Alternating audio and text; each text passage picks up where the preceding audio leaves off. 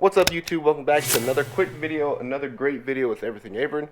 Today, we're back on the Chevy Sonic, my 2012 Chevy Sonic, my daily driver. And today we're going to be doing another maintenance item, which is the spark plug installation. It's actually very simple, very easy. So without further ado, let's jump right into it. So, inside the engine bay, here is your engine. This is the 1.4 liter turbo. There's a slight difference if you do have the 1.8 liter, but nonetheless, this is for the 1.4 liter. So, take off this cover. It's literally just held on by little plastic clips. Set that aside, and now you are accessing your coil pack.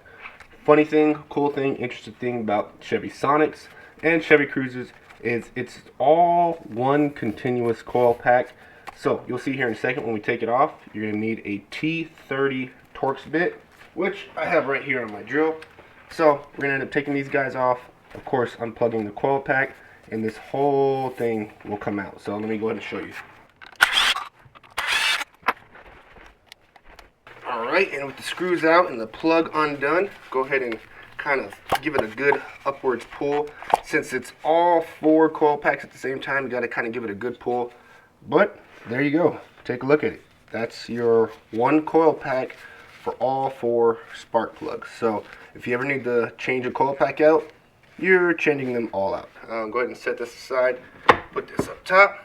And now in here, there's your four spark plugs. So we're going to go ahead and get these out. One thing that I always say with spark plugs, use a universal joint. That helps eliminate the risk of you snapping a spark plug off into the engine. So that gets rid of all those lateral forces which can occur when you're trying to take these out. So yeah, use a universal joint, and we'll go ahead and get these spark plugs out one by one. Now that we got the first spark plug out, you can actually take a look at it and just kind of examine and see just how your engine is doing. If there's a lot of white deposits, that means it's running real lean. If it's really dark and dingy and like a thick cake on it, that means it's running really rich. But we really don't have much of either, which means this engine seems like it's running real good, or at least this cylinder. So I'll do that for all of the spark plugs that I take out. I have the new ones out here side by side. Sometimes I just like to verify that they truly are the same depth, just to avoid any engine damage. And if you do get the OEM AC Delco spark plugs from GM, they are already pre-gapped, but just in case you don't, Chevy recommends that you gap this 1.4 liter spark plugs to 0.7 millimeters, which is 0.0275, I believe, in inches. But I checked all of them already. They're already pre-gapped correctly. So what I like to do is just get a little bit of anti-seize. I prefer to use the copper anti-seize for the engine because this stands up to a lot higher temperature than the graphite based or the lead based. I'll apply a little bit of anti-seize to the threads, and we'll go ahead and get these guys back in there.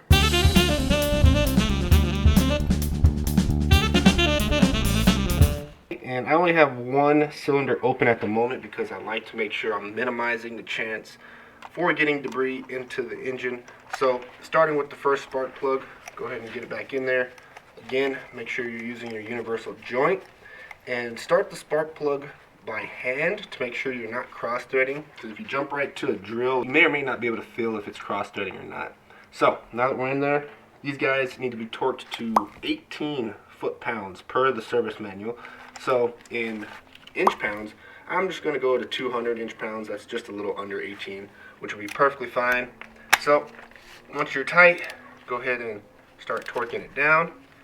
Wait for the click, like that. There we go, and you're good to go for that cylinder. You're good to go for that first spark plug.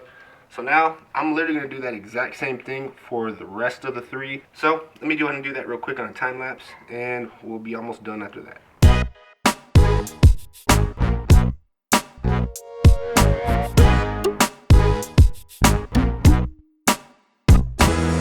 Alright guys, and once you have your spark plugs out and your new ones in, and they're all torqued down to 18 foot-pounds, or approximately 200 inch-pounds is what I did, we'll go ahead and install the coil pack, which is up here.